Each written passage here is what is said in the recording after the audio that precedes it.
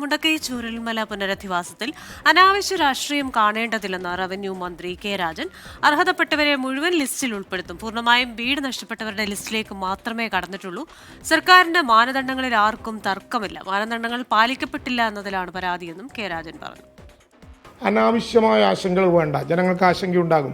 ഒരാളെയും ആ മണ്ണിൽ ഒറ്റപ്പെട്ടവരായി, വീടില്ലാത്തവരായി, ഈ ദുരന്തത്തിൽപ്പെട്ട ഒരാളെയും സർക്കാർ ഒറ്റപ്പെടുത്തില്ല. അവർക്കെല്ലാ സംവിധാനവും ഒരേ ഒരു ലിസ്റ്റാണ് ഫൈനലൈസ് ചെയ്തത്. അത് പൂർണ്ണമായും വീട് തകർന്നവരുടെ ലിസ്റ്റാണ്. ആ ലിസ്റ്റ് തീർത്തതിന് ശേഷം ഒരു പരാതിയും നേരിട്ട് ഇതുവരെ സർക്കാരിന് കിട്ടിയിട്ടില്ല. പൊതുവെ ആളുകളോട് ചോദിക്കുമ്പോൾ ഈ അവതരിപ്പിക്കപ്പെട്ട മാനദണ്ഡങ്ങളെക്കുറിച്ച് ആർക്കും തർക്കമില്ല. പലരും ഉന്നയിക്കുന്നത് ഈ മാനദണ്ഡങ്ങൾ ശരിയാം വിധം പാലിക്കപ്പെട്ടിട്ടില്ല എന്ന ചില പരാതികൾ വന്നിട്ടുണ്ട്. ആ പരാതികൾ സ്വാഭാവികമായിട്ടും സബ് കളക്ടറുടെ നേതൃത്വത്തിലുള്ള റവന്യൂ പഞ്ചായത്ത് സംഘത്തിന് പരിശോധിക്കാനുള്ള ദിവസമാണ്. ശരി, വിശദാംശങ്ങളുമായി ചേരുന്നത് വിപിൻ സി വിജയനാണ് മലപ്പുറത്ത് നിന്ന്.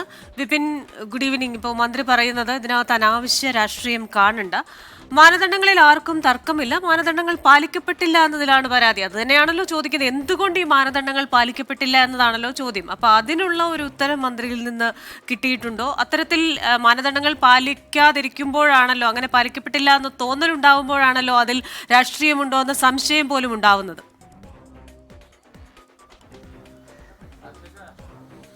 Good evening Christina. ഈ വയനാട് പുനരധിവാസവുമായി ബന്ധപ്പെട്ടൊക്കെ വലിയ ആത്മവിശ്വാസത്തിൽ തന്നെയാണ് മന്ത്രി. എന്തെങ്കിലും രീതിയിലുള്ള പ്രശ്നങ്ങൾ ഉണ്ടെങ്കിൽ അത് പരിഹരിച്ചു പോകാം എന്നുള്ളതാണ് ഇപ്പോൾ റവന്യൂ മന്ത്രി കെ രാജൻ വ്യക്തമാക്കുന്നത്. അദ്ദേഹം ഇതുമായി ബന്ധപ്പെട്ട് പറയുന്നത് ഇതിൽ അനാവശ്യമായ ഒരു രാഷ്ട്രീയം കാണേണ്ടതില്ല.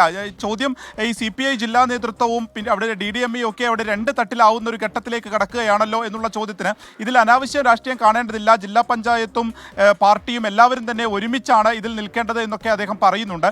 പക്ഷേ ഇപ്പോഴും ഈ ഒരു കരട് രേഖയെ സംബന്ധിച്ച് പട്ടികയെ സംബന്ധിച്ചൊക്കെ വലിയ രീതിയിലുള്ള പരാതികൾ ആ മേഖലയിൽ നിന്നൊക്കെ തന്നെ ഉയരുന്നുണ്ട്.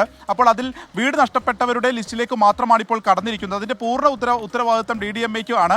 അതിലേക്ക് സർക്കാർ അതിൽ ഉൾപ്പെടേണ്ട, അല്ലെങ്കിൽ സർക്കാർ അത് പരിശോധിക്കേണ്ട ഘട്ടമായിട്ടില്ല. അങ്ങനെ ഒരു അന്തിമഘട്ടത്തിലേക്ക് വരുമ്പോൾ അതിലെ ഒരു പരിശോധനകൾ നടക്കുമെന്നുള്ളതാണ്. മാനദണ്ഡങ്ങളെ സംബന്ധിച്ച് ആർക്കും തന്നെ ഒരു പരാതിയില്ല. അത് പാലിക്കപ്പെട്ടിട്ടുണ്ടോ എന്നുള്ളതാണ്. അത് ഇനി വരും ദിവസങ്ങളിൽ കൂടി അതിൽ കുറച്ചുകൂടി കൃത്യത വരുത്തും.